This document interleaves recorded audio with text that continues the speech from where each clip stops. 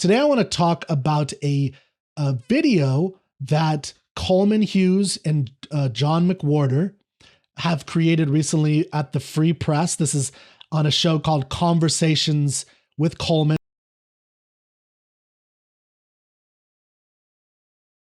Okay, I also want to talk about the Odyssey here. This is part of just like, I think, the poisoning of Twitter. So we're going to watch some of the video. I'm going to comment on it. What I want to do is add some context from an artistic standpoint and a little bit deeper of a cultural understanding than I think they got to. Even though I really respect and love these guys, they're amazing intellectuals. I really respect John McWhorter. In fact, John McWhorter wrote an article about updating Shakespeare that has been the model that I've used when doing my translation of the Iliad. I've even done some updating of Shakespeare, and I'll put a link to that article, but I think it's amazing because he makes an argument that essentially the language shift over the last 500 years in the English language makes it so that it's time to actually update the words, some of the words. We still want to have the elevation. We still want to have that, the meaning of the art that's still there. But so many of the words have really, and the idioms and the things that are there are just completely lost on people. And this is the reason that most people are really, challenged by Shakespeare, even really intelligent people, because the words literally mean something different than today than they do back then. And this is triply true of the Iliad, the Odyssey. And you can see my translation. You can see chapter 1 for free if you go to troubadour.studio/Iliad. And then if you like it, I hope you'll buy preferably the print book. I think it's better to have the print, but you can get an ebook version. But buy that print version, and because that one is designed specifically for first timers. I worked very hard to get it right for first timers who are new to the world of Homer, and you need some kind of guidance along the way. So I'm a big fan of John McWhorter. I'm also a big fan of Coleman Hughes. I think he's the right kind of reasonable, measured intellectual that I like, which is someone who acknowledges when they don't know something or where they're not in a realm of certainty. They don't claim certainty when they don't have it. And he is really good at slicing through issues to try to get to a core with a real desire to learn and actually understand what's happening versus I have a preconceived notion, I'm going to ram that down your throats, which is primarily what you see in academia, which is why I chose not to pursue academia. And it's what you see with a lot of, intellectuals, I think, on the internet today. And I really hope that more of us can move to the model of let's get to the truth, which is a systematic process of reasoned argument based on evidence and observation. The show is titled, Is America's Racial Reckoning Over? And I think it's a fascinating discussion. There's certain things that I have comments on, but I basically agree with where they're coming from. And I think they take a really measured, interesting look at this. So I really recommend watching the whole video. I'll link it in the description below. But what they end with, which is still relevant to that question, is America's racial reckoning over? And remember, a reckoning is a kind of comeuppance, a retribution, a making payments for past debts and problems and injustices. So if you have a reckoning, it's because you did something in the past and that past is caught up to you and it's going to take something from you. If you saw the movie by Mel Gibson, The Patriot, you know that the opening scene is he says something like, I've always worried that my sins will catch up to me and the cost is more than I can bear. I have long feared that my sins would return to visit me. And the cost is more than I can bear.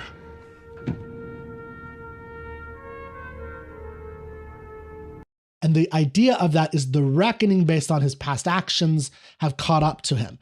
And that's the idea of this racial reckoning, which I've heard a lot lately.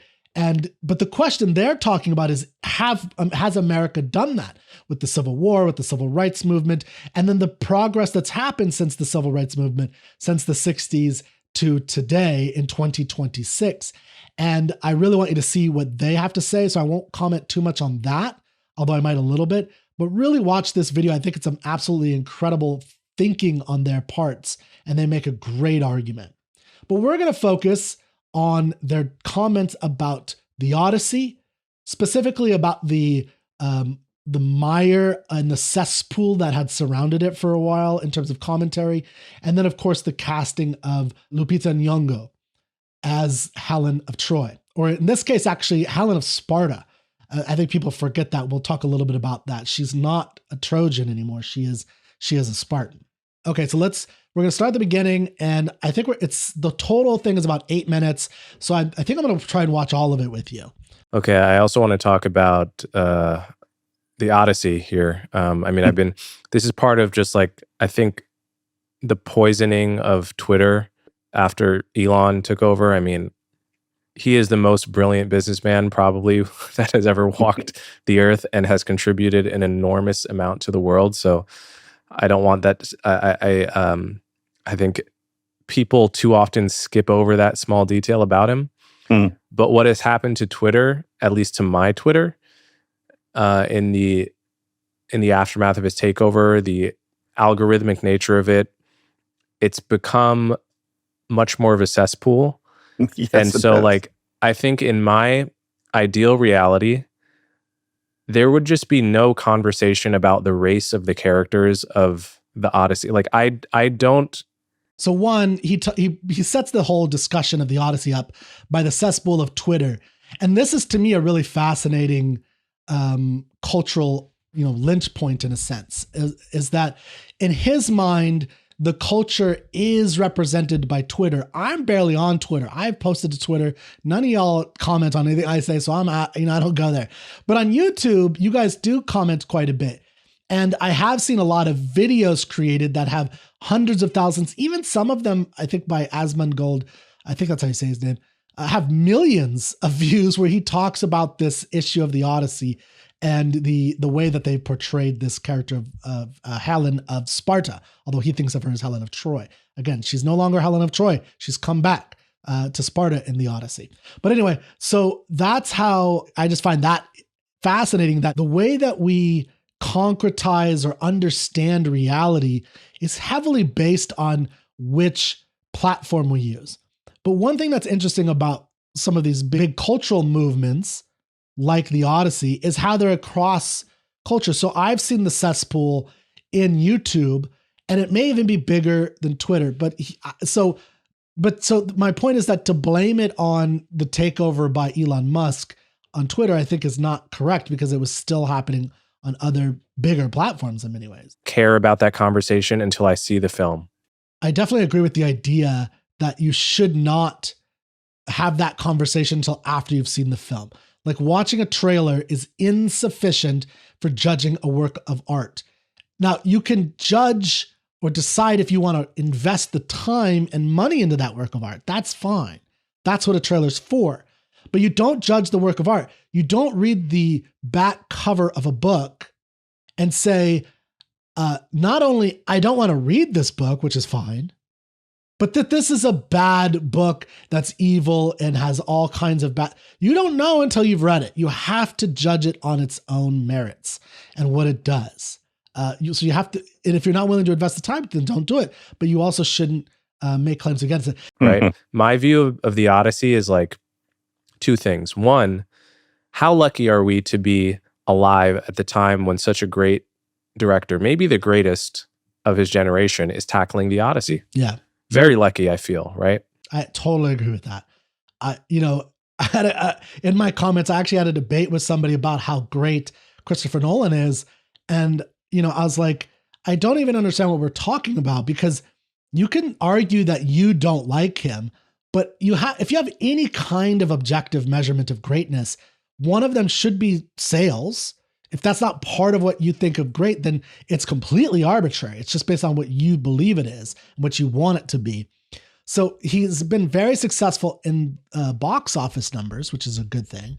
And I mean, his art and what he's trying to say within the given context of what he's doing is good. He's always, tried to keep something of his own vision in his stories. And he's been able to navigate this mega Hollywood system pretty well. Hopefully he does a good job with it. That's the other thing, is I don't know if this is going to be a good movie. This movie could flop, and I could be doing all these videos, and it could be like, this was a nonsensical movie. Why did they do this? I don't know. So like, that's definitely possible. And you know, that would be so unfortunate. I doubt it'll be that bad, even if it's not great. And what's more, as someone who does think that Western civilization is a good thing for the world, I feel lucky to have been born in America.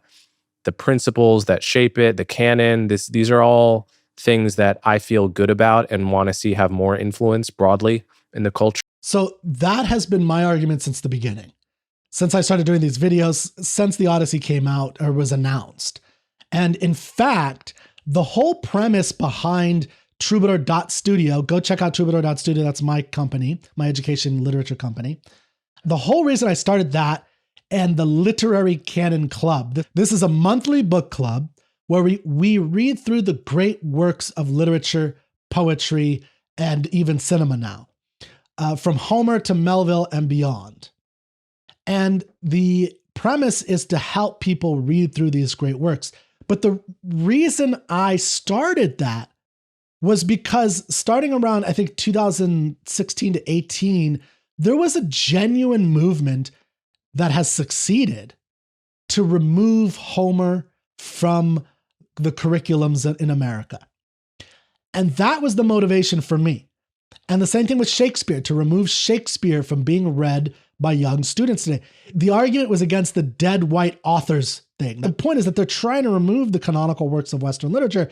That spurred me to start Troubadour.studio. That spurred me to start the Literary Canon Club. So one, join it, but two, that's why I was excited about Odyssey. And I think it's such a great thing that he's doing this because Nolan, because he's starting the conversation. Even if he does a lot of things wrong, the fact that he opens the door and lets so many more people see it is amazing.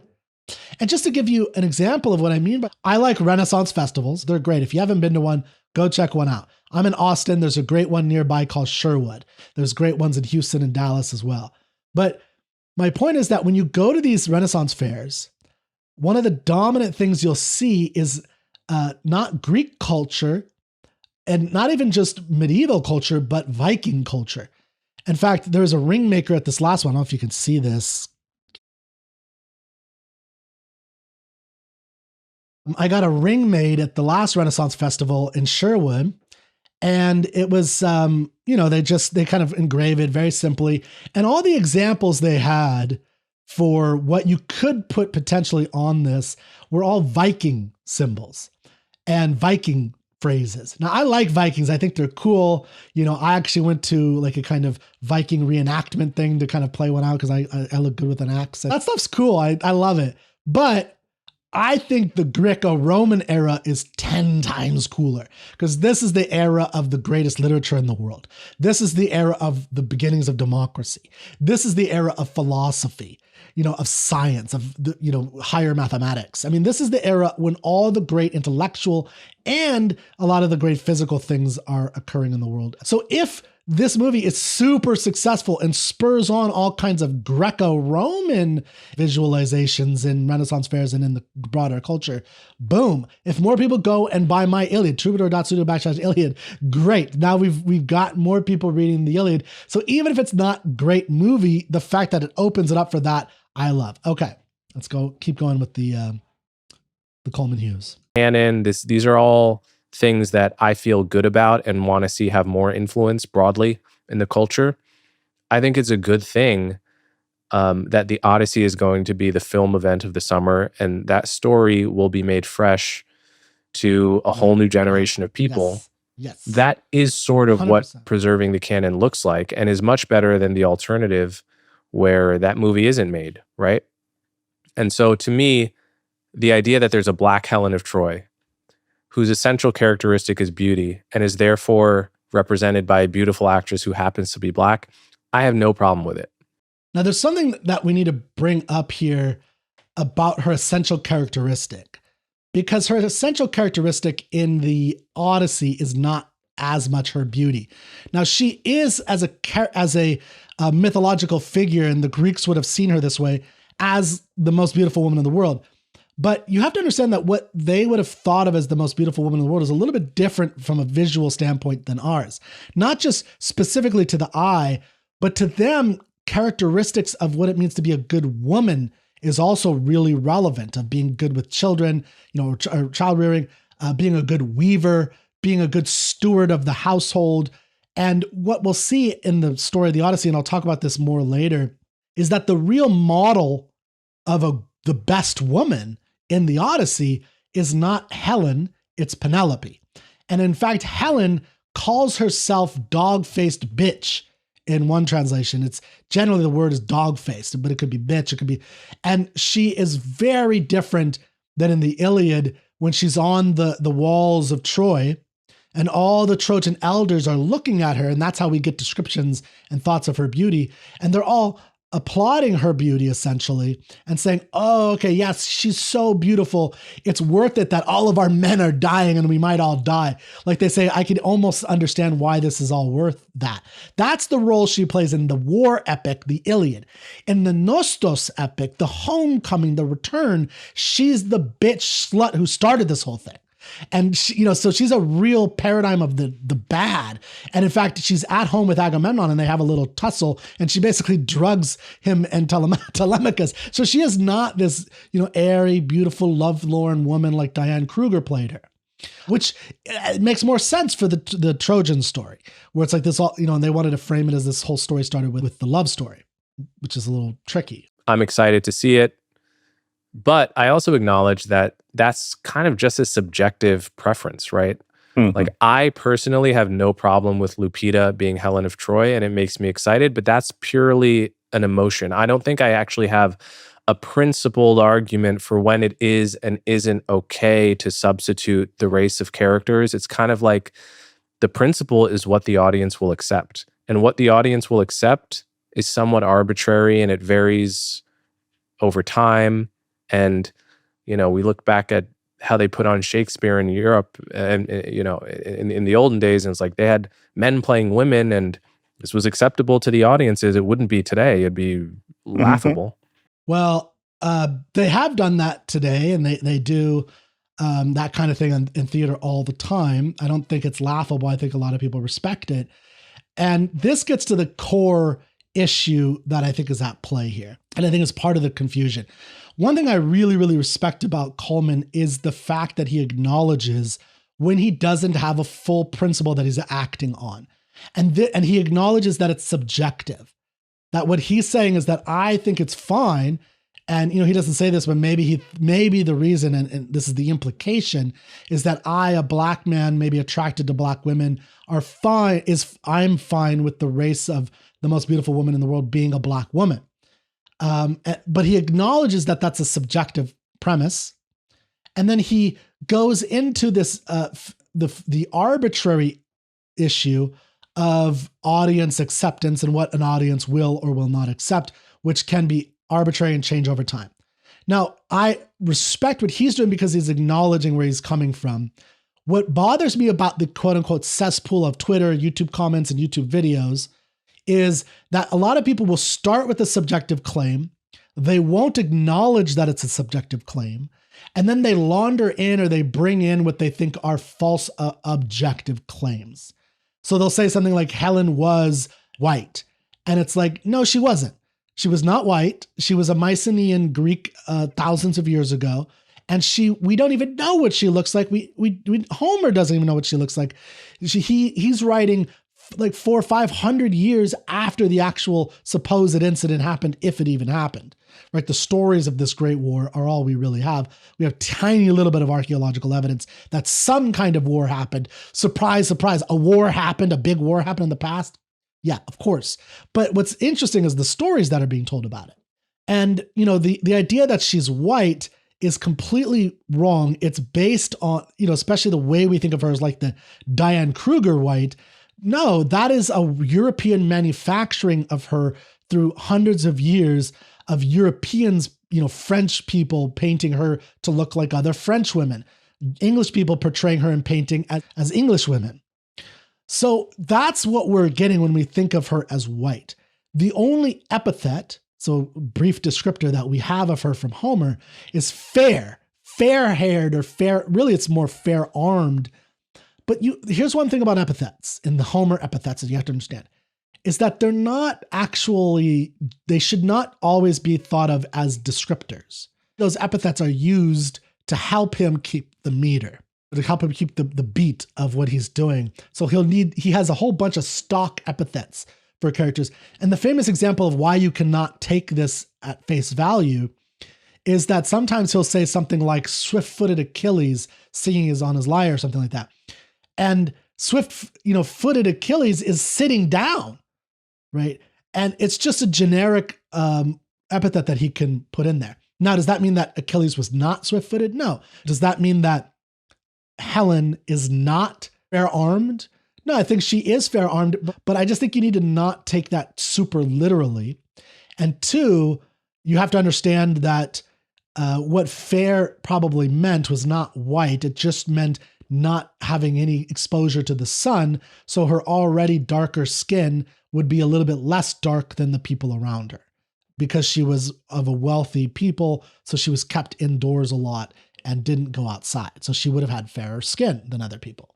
When it is and isn't okay to substitute the race of characters, it's kind of like the principle is what the audience will accept. Well, let's talk about this, what the audience will accept. So he is right to look at this issue of what the audience will accept, because it is a little bit tricky to figure out what the audience is and what they will accept, because we don't know what they will accept. Here's what we do know right now as of my recording this, mid-June, so about a month before the movie comes out. The outlook right now is that it's selling out everywhere. I booked tickets for myself and 5 friends in Hutto, Texas. Now, I live in Austin, or I live right outside of Austin. And so Hutto is a suburb just northeast of Austin. It's a small little town, and they have an IMAX theater there. And I bought it for July 16th at 2 p.m. Now, this is a weekday. Now, it's summer, but it's still a weekday. And the 2 p.m. slot is already 20% or so sold out now, a month in advance for this, out of the way little town. The 6 p.m. is about 45, 50%. I think it's about 50% sold out already. And then I think there's a 10 p.m., which is maybe 10% sold out already. That's just day one. I haven't even looked at the other days. The point is this, that based on early ticket sales here and what a lot of news articles are indicating is that this is going to be a pretty sizable blockbuster. I mean, it's very unlikely that this is going to completely flop. Now, it's possible, but it's very unlikely. So if you're counting on that as part of your narrative, then you have to just give that up. Now, I'll eat my words later if it turns out that this was all false narrative, and I'll apologize for being false. But the early indications are, it's sold out at all the IMAX theaters, or sold out a year in advance. I saw one news article that was reporting on ticket sales, secondary ticket sales for some of these IMAX and the opening nights going as high as $1,000. So it's like, there's a high demand for this thing if people are willing to pay that. I don't think there's a lot of that, but that just anybody's willing to pay that. Also, remember that this is the first major Hollywood production of the Odyssey.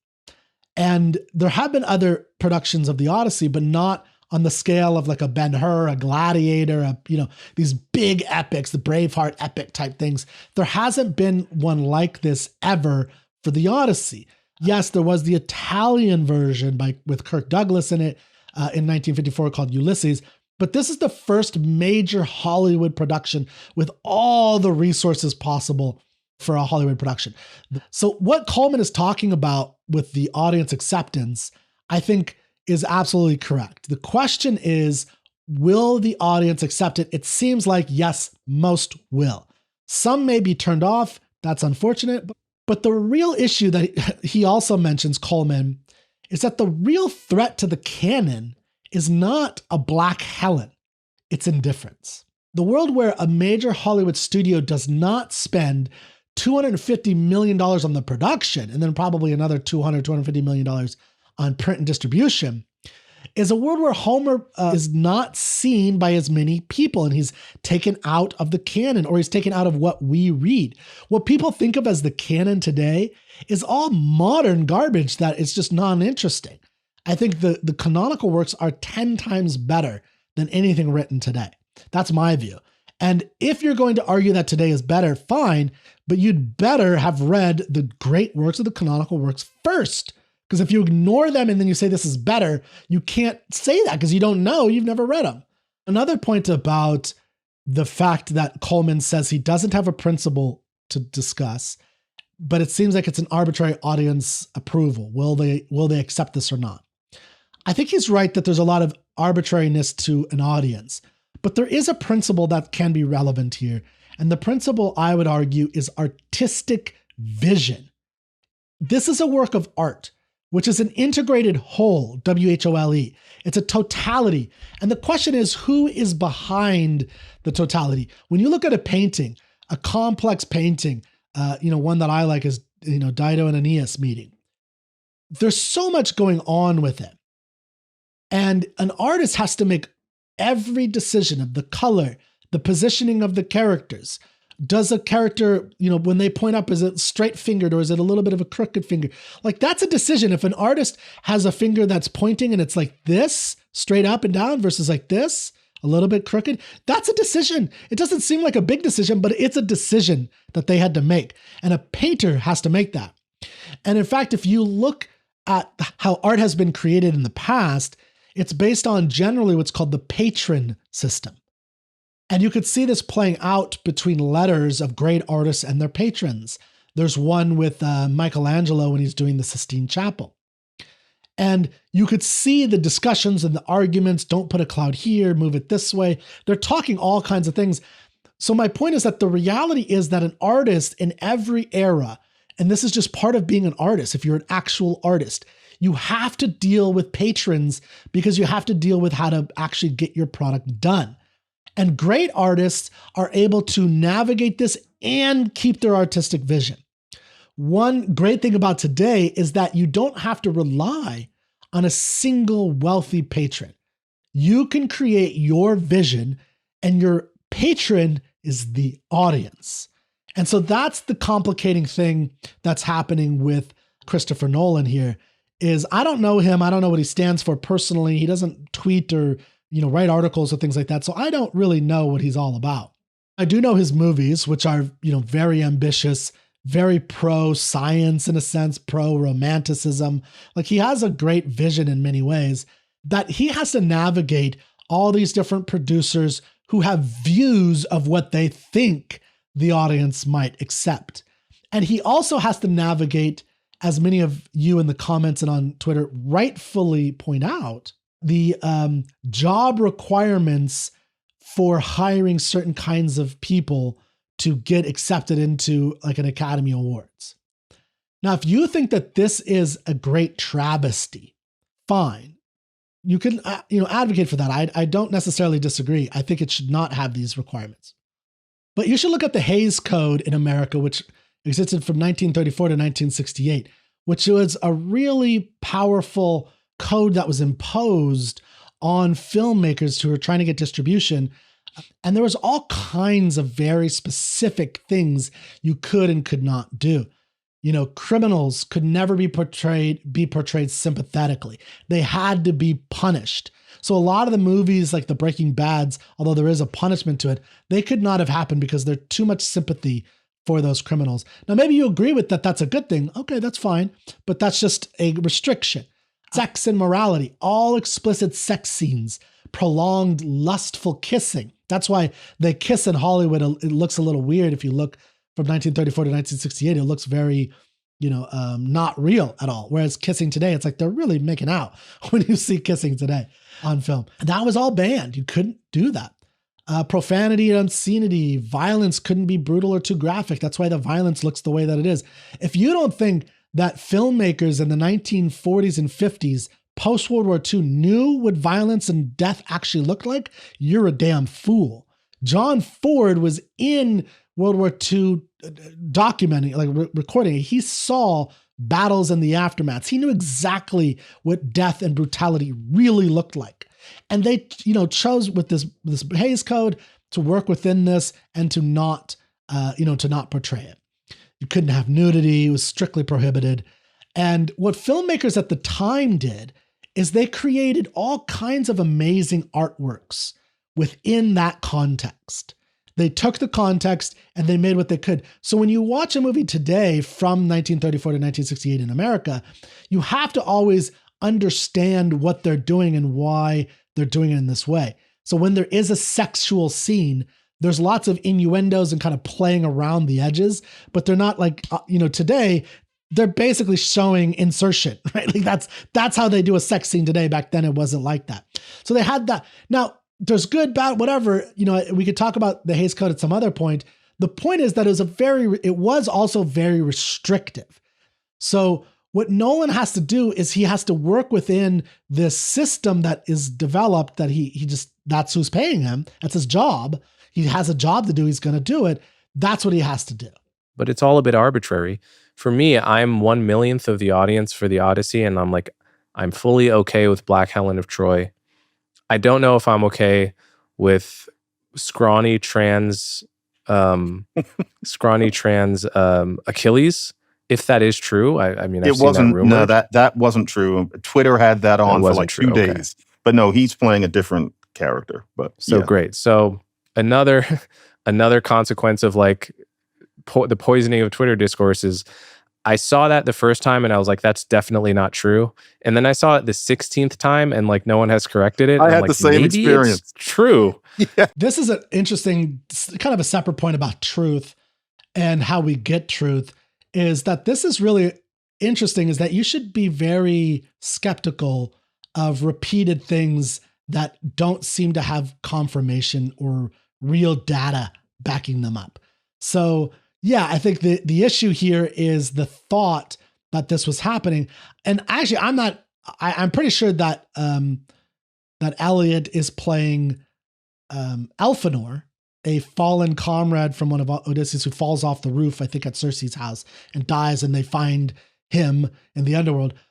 Now, if Iliad played Achilles, I do want to emphasize how interesting this might be in a certain perspective. That Achilles in the Odyssey is a wispy, dead person who is lamenting his death, whereas in the Iliad, he was the paradigm of Kleos Aphteton, undying glory. That's what I have on my ring, by the way, Kleos Aphteton. And that's what he represents. He's all about achieving undying glory, and glory where people will speak about you and speak your name for all of history. And he was mighty, he was powerful, he was the best fighter, he was strong, but now he's dead. He's desiccated. He relies on drinking a teeny bit of blood to get some memory back to him. He is just nothing compared to what he was before. In fact, he's complete opposite to this embodied, powerful warrior. He's now a disembodied, wispy character. And I don't know what better person to play that than Elliot Page. I think that plays that gets across a really interesting point about what Achilles is lamenting, because Achilles laments what happened to him in the Odyssey. He laments the life that he led as this warrior now that he's dead, and he doesn't care about what people say about him in the afterlife anymore. Odysseus says, you must be king over all the dead and be so amazing. And Achilles says some of the most famous lines in literature is that I'd rather be a slave on earth, the lowest of the low. Remember, he was at the highest of the high when he was alive. He was the greatest warrior, but now he would rather be the lowest of the low on earth than be king over all the dead. And again, so that total polar opposite could play really interesting if Elliot Page was Achilles. So I'm not as opposed to Elliot Page playing Achilles. Now, I don't think, because I don't think it's like some great trans, look at what this trans person is, this great hero. It's more like this trans hero is an abomination of the Achilles character. Sorry, but that's what it would be. It just seems so unbelievable to me. Yeah, you had to check. Exactly. Yeah, so I think a lot of decent people who I admire do object to the Black Helen of Troy, and I don't. And is it because I'm Black, or is it just because it just doesn't bother me and it's totally subjective? I don't know what to think of it. What upsets people is that they think of it as wokeness. They feel like they're being taught a lesson. So we're going to get into this in a second. So I think that is why people are objecting. And I think they're right to object in this way, in a certain sense. Now, I'm going to agree with what McWhorter basically says here, but I find this whole issue a backlash for, woke people trying to, people who are more quote unquote woke, which means I'm going to impose all these views that come with all these political implications to kind of wake you up to the reality that the transgender Black woman is the greatest paradigm of morality that we should all live up to. And that's what we're going to wake you up to. And that the evil colonial white men, that the dead white, poets, they're all evil and the bottom of the rung. Whereas the, transgender whatever person is at the top of the rung because they're the most, they suffer the most or something, which just isn't true. But that paradigm is kind of what is actually thought of as wokeness. And so to react against that, I think is a perfectly legitimate response. Now, what McWhorter says here is really interesting. So please, open up your minds a little bit to just, you don't have to agree, but just think about what he's saying a little bit. What upsets people is that they think of it as wokeness. They feel like they're being taught a lesson. And you know what? They are. That they are definitely being taught a lesson in having somebody that dark playing this character who we would have perceived as some kind of Caucasian if she weren't a fictional character. Yeah, it's basically saying, hey, look at this. Here's something for you to learn. But there's wokeness and there's wokeness. When wokeness is getting somebody fired for using the wrong word or, for saying Black Lives Matter too instead of Black Lives Matter, that's bad woke. If woke is Lupita Nyong'o playing Helen of Troy, I figure there's us now, and then there are younger people, and there's the passage of time. And that's a linguist thing partly in me. But it's a good lesson to have the most beautiful woman in the world be her. I think of children seeing that and thinking of it as normal. Already with the Obamas. The Obamas didn't create any magic transformation in how race is perceived. But if you've been around a while, you know that those two people in office for 8 years, being Black, smart, rich, and powerful, changed what younger people, and maybe even you, thought of Blackness and its possibilities. My girls, 11 and 14, don't think of there being anything unusual about there having been a Black president and maybe there being another one. And the same thing here, if we really are going to get past race, then in movies, not only on stage where people don't seem to complain, but even with the realism in movies, we need to be able to make some adjustments. And I think that for many reasons, and it's not people being poverty pimps, but a lot of people don't want to get past race. And if we're going to, we have to get used to seeing things like that. Absolutely. And this is the real challenge is, there's woke and there's woke. And if we're going to move into a world where it's not about these stupid woke ideas of we should have transitions for 13-year-olds, we should celebrate every walk of life equally. That's all nonsense. I do not agree with that. But there is actual progress that could be made as a society. And what woke has done as damage as an ideology and why philosophy is so important is that it has trained everybody right, left, center to think of woke or to think of any kind of progress to a better society in the future as bad, as illiberal and evil. And it's not true. There are things we could be doing better. One thing we can be doing better as a society, as America, as a culture in the West, is moving toward a colorblind society. That's going to be very difficult, especially today. It feels like we can't be there. But it's possible. And it's going to take people of all colors, intellectuals of all colors, readers and thinkers, and just everyday citizens of all colors, accepting and being okay with the portrayal of different characters from different peoples. That means that, and we'll get into this in a second, that means that it should be completely acceptable for a Black woman to play what might be thought of as a traditionally white place. And we'll talk about vice versa. Now, this issue of a lesson learned through art, I'm going to take a little bit of a slightly different tack about this.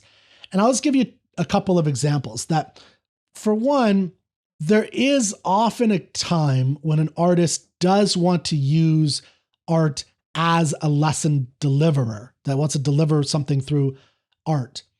That should never be the primary of art. So if that's the primary, if you walk away from the Odyssey And the primary thing is, oh, well, there's a black Helen now, great. Or, ugh, there's a black Helen now, great. Right? Well, however you want to think about that, that is not good art. That will be the Odyssey failing. But if the Odyssey puts you on an adventure and gives you an experience you otherwise would not have, that's the fundamental value of what art does. Art enables you to have an experience. It says, here's what this is. I want you to feel and experience these things. So do it. If they push an agenda or whether it's right-wing agenda, left-wing agenda, whatever, it doesn't matter. It's still a bad agenda. And that's not good art. That's propaganda. And that's not good. And we don't like propaganda, I think rightfully so. We should react accordingly to it. Now, this has been done in a variety of ways throughout history. I'll just give you a couple of late 19th century examples. I like a playwright by the name of Henrik Ibsen. He does a lot of great plays. His most famous play is called A Doll's House. At the time when he did this, there was a scene called, and this is, I think, 1879. There was a scene at the end, and it was written all over Europe, all over the world. It was written as, quote unquote, the door slam heard round the world. And what it is the female protagonist, Nora, walking out on her husband and children at the end and slamming the door because she'd had enough. This was a genuine shock to 19th century Europe. It was a detonation about a woman's freedom. And productions actually demanded that Ibsen change it, and Ibsen did change it. He wrote an alternative ending that people could stage where Nora stays, which he called a barbaric outrage forced upon him. Now, today, if you watch the play, it's a very good play. You'll see great characters, great use of language, and it's a good story. That's interesting. But that slam at the end does not register in the same way. The passage of time has happened where women have the vote, women are more individualistic, women have all kinds of freedoms today. The walking out of this household where she's basically a baby, a child, she's treated like a little child, and she wants to be an adult on her own. That's the whole point of the play, that, you know, she's treated like a doll. That's why it's called A Doll's House. And that she slams the door to go out of this doll's house to make it on her own. That is not registered as like a big deal today. And I hope that is what we will see with Helen, you know, Black Helen in this case, Lupita Nyong'o. So we'll see. And you know, so the register of the door slam is not a big deal. But the play still stands on its own because it's a good play. And that, I think, is the core question: is will this stand up as its own as a good movie in 10 years, 20 years, 100 years? We'll see. Here's another quick example, because I'm on the board of Austin Shakespeare.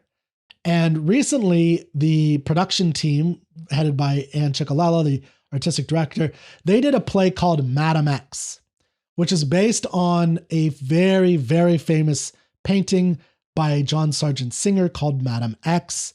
And it's a portrait of Madame Gautreau, who was originally, the painting was depicted with a fallen shoulder strap. And that caused a monumental scandal in 1884 at the Paris Salon. And it damaged the sitter, Madame Gautreau's reputation so much, it drove her underground essentially. Even Sargent left Paris for London. Just a painting did this. But the reason it did it, so it was a lesson, essentially. The reason it did it is that it actually reflected something negative back to the Paris Salon, is that it showed them for the superficiality of their world, of that everything was this facade of basically just sexuality for sexuality's sake, that everyone was frivolous in their romances and things like that, and that everything was just unimportant because it was all about sex and nothing else mattered. And I think just having that shoulder strap revealed that to the Paris Salon. They saw it and got angry at the sitter that she would ever, you know, betray herself like this. It was a very interesting story in the play, which is unfortunately no longer done. Unless you give us a lot of money, then we'll do it again. But it's a really interesting story about that experience of the sitter, John Sargent Singer himself, and the reaction by the Paris Salon. But that's the idea of people reacting today to the Lupita Nyong'o portrayal that I think over time will dissipate if it's a good movie. And this is my only worry. I don't know if it's a good movie. So if it's not a good movie, it won't matter anymore. So A Black Helen is a detonation now. In 20 years, I hope it will be as unremarkable as Nora's Door, as unremarkable as the fallen strap of Madam X. If you see that now, you're like, it's not a big deal. I mean, people are making porn left and right on OnlyFans. It's not a big deal to us, right? So my addition to what McWhorter is saying is that there's a kind of aesthetic transmission that can happen. The universal understanding of Helen's beauty, is different through it will be viewed differently through a different lens. And so the next generation might have different views of beauty that is a little bit wider and that has more than just one view of, one dominant view of beauty. And I don't think there's anything particularly wrong with that. No one's telling you to be attracted to someone you're not, by the way. But there is no good argument to why a Black woman cannot be a beautiful woman. It's only a kind of inner irrational desire to keep this woman, to keep the beauty in the way that you want it to be, rather than the way that a new artist might want to portray it. You have the right to be attracted to who you're attracted to, but an artist has the right to portray a character the way that they want to. But a lot of people don't want to get past race. And if we're going to, we have to get used to seeing things like that. We are more used to seeing two men kiss now than anybody could have thought 50 years ago on the screen. Well, same thing here, that we can have race not determine what roles people play in our cinematic recreations of ancient events. So that's really how I feel about it. It is a lesson. There's a little of this in it, but then again, a little school can be a good thing. Okay, so I mean, but then what do you make of the argument of sort of the reductio ad absurdum of what if are we going to have a white guy play, whatever? Yep. I'm ready. Malcolm X or, I am Malcolm ready. X. I would like to see Sean Penn playing Malcolm X, or, we've already had a Malcolm X, but we laugh at it now. But I can imagine a state of humanity where we allow that a Black woman could do a good light black scent and play Michelle Obama in some future movie, and we would all just accept it as long as she did a great impersonation and had the same general feeling.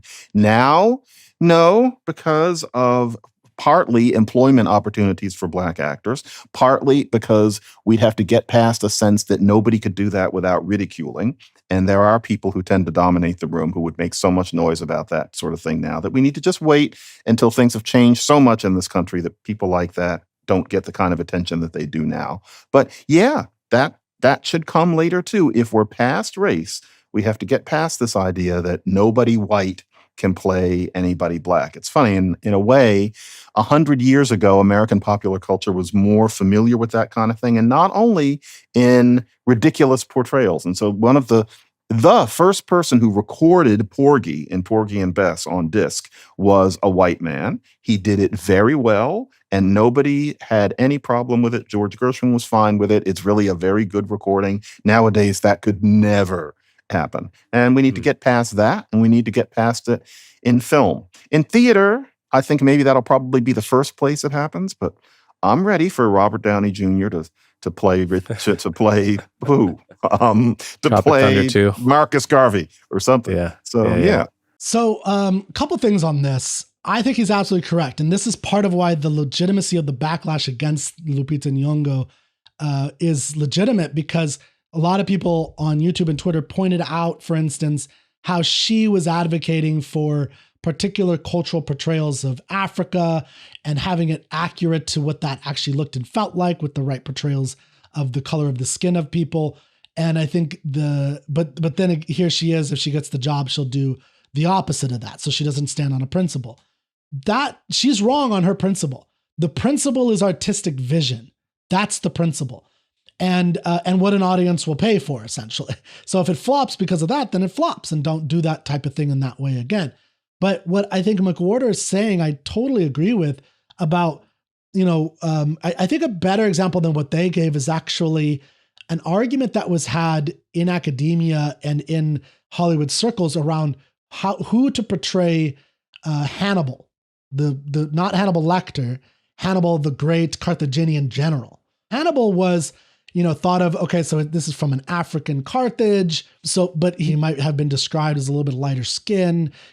How dark is he? Should he be? I think one actual literal argument they had was between Vin Diesel and Denzel Washington, and as to portray Hannibal. Now, I think both of those guys are now too old, but it's an interesting question. Like, can you have a much lighter skinned man playing this African Carthaginian prince or general, who's one of the greatest generals of all time, who puts the Romans on their heels, almost really, makes some real damage into them, but then causes this intense backlash, which eventually leads to the great defeat of the Carthaginians in the Second Punic Wars, and then a kind of leading to peace after that for a little while, until there's a very irrational reaction by Rome where they annihilate the Carthaginians, which is completely immoral what they did. The Third Punic War is completely immoral. Second is much more moral and good in how it ended hostilities. But the point is, who portrays him? Is it a lighter skinned man or is it a darker skinned man? Right? That's a good question. And I think in a more colorblind society, it wouldn't matter in terms of who the color is. What would matter is who would portray the emotions and connections and the ferocity and the intelligence that the artist wants to get, or however he wants to capture that. That's what's critical. And, we're not there yet. I think I agree. We're just not there yet on both sides. I think that a lot of Black people would not accept it. And I think a lot of white people would not accept it on either side. But I do hope that one day we get to that kind of place where it's really just about who's the best person for the role based on the vision of the artist. So here's the finale I want to talk about before we end here. We've been talking about this from what most people would think about as a more right-centric, but maybe more right-leaning view, like an anti-woke view of two intellectual men who are both Black Americans, self-identified, and they are advocating for a kind of colorblind world that I agree with. What's interesting is that they're responding to this huge backlash against the casting of Lupita Nyong'o. What I think is fascinating about this is that had the right, had people like Elon Musk and all these people, Matt Walsh's and Asmongold's and all these people not created YouTube videos and Twitter representations getting angry about this from a more right-wing center standpoint, I think that a person on the left would be adamantly against this for very similar but concretely different reasons. And let me give you some insights into, these are two different translations of the Odyssey, into the Odyssey and how it's different than the Iliad, and how Helen portrayed in this way, and the way that I've seen the trailer so far could go wrong for a leftist person and a multiculturalist and just a person who is advocating for a lot of things that I've heard woke people advocate for and what they advocate against. So first is the fact that Lupita Nyong'o is playing Helen and Clytemnestra. Christopher Nolan has chosen a Black actress to portray these two particular sisters in the Odyssey. In the Odyssey, Helen and Clytemnestra have a very important function that is different than in the Iliad. In the war epic, the Iliad, Helen has to be portrayed as being so beautiful and so worthy as a woman that all these men for 10 years are slaughtering each other in order to get her back to where she belongs. Now, it's more complicated than that, but we'll just leave it there for a moment. In the Odyssey, as I mentioned earlier, Helen, she portrays herself as the dog-faced woman who started this all. She gets into an argument with Agamemnon, and there's a kind of paradigm, the Agamemnon paradigm, that really serves as a polar opposite from the Odysseus-Penelope paradigm. So what you have is Penelope is the ideal woman. It's who Odysseus is trying to get home to. In fact, what Homer does brilliantly is set her up as this perfect, wonderful, ideal Greek woman, which is matched with beauty.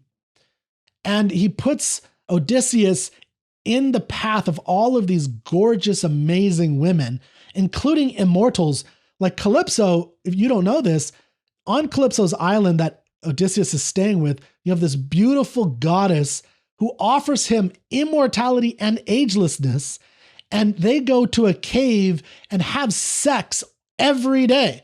So he basically would be able to have sex with this immortal goddess whenever he wants, all the time, and he gives it up. He gives it up because it's not who he is, and this is the homecoming story. He wants to go home to his aging. She's been aging for 20 years, and he emphasizes her mortality, and he wants to get home before it's too late and she's gone, right? That's what that's about.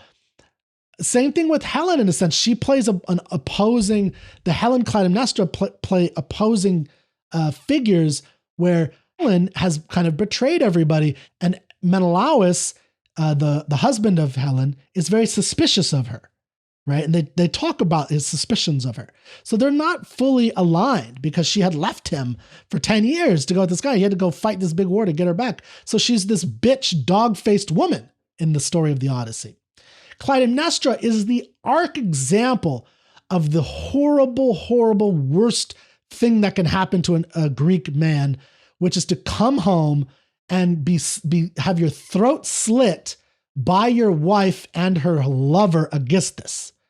So when Odysseus goes to the underworld, he meets Agamemnon, who Odysseus does not know is dead. This is book 11. And so he meets Agamemnon, and he's like, Agamemnon, why are you here? What happened? And Agamemnon tells him the story of he went home. When he went home, his wife greeted him great. Everything was fine. And then he had his guard down, and this person slit his throat and killed him. Turns out his wife hated him. She was mad. This is a whole other story to get into. But she had another lover. And so they got together, they conspired and killed Agamemnon. So they are a paradigm. This family and what happened with the wife is a paradigm of the badness. And I think that Helen and Clytemnestra are played by the same actress. It's really interesting because, again, that's the paradigm. And again, if you think about it, they're the evil black woman. So think about that from a left perspective, is you have this woman who's the cause of all this pain. She drugs Telemachus and Agamemnon to stop them from lamenting all that she did, essentially.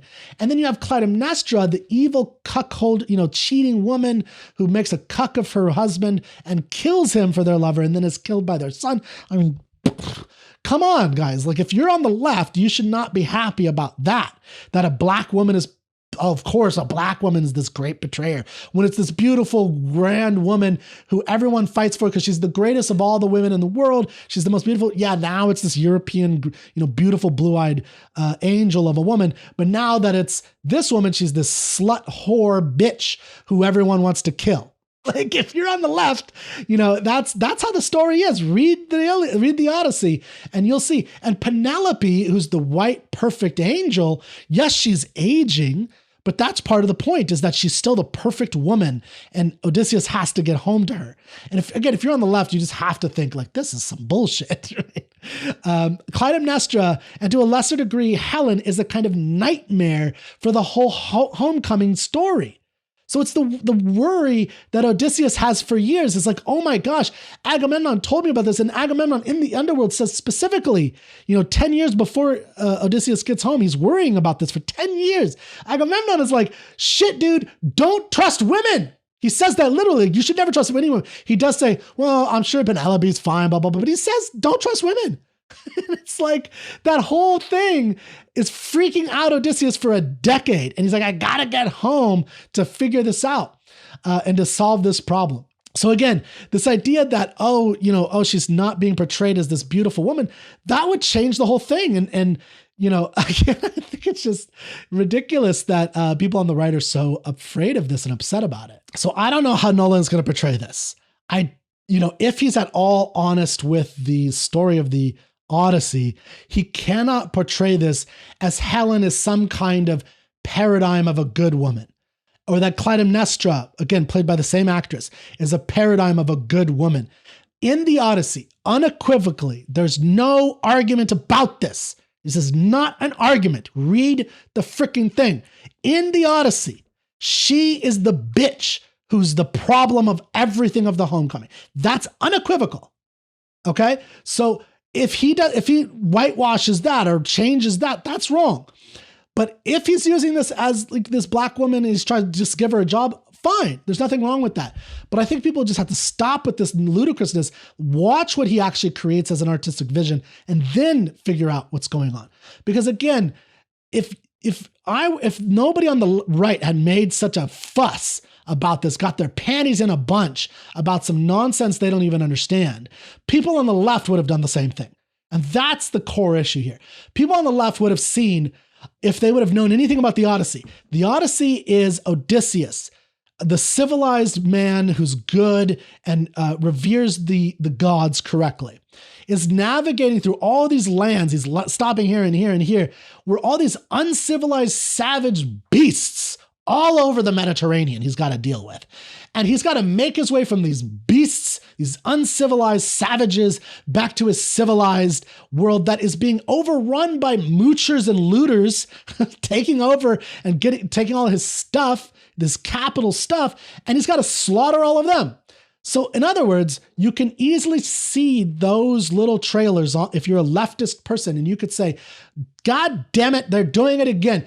The story is basically white man has to deal with all these brutal savages left and right as he tries to get home to his white wife and his white son to get rid of all these bastard punks who are eating him out of house and home and slaughter all of them, white, black, and brown. That's how you could read the Odyssey, if you see just the trailers. Now, I don't know if that's what's going on, but it's just maddening that people are commenting on this and they have honestly not studied the Odyssey.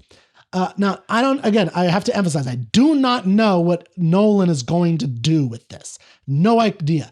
He could completely betray the Odyssey and portray none of this and cut out all of this. The movie Troy cut out all kinds of things. We don't know how they're going to portray gods. We don't know how they're going to portray anything. My point is this, that I like what McWhorter and what Coleman and McWhorter have to say. They're absolutely correct about all of this. And you need to just go see the movie and judge it for itself as an experience. That's the core. Okay. Thank you. My name is Kirk. Go to troubadour.studio/Iliad, get my translation, check out the Literary Canon Club, and learn for yourself the artistic vision of all of these great dead white men that people have hated on for so long now.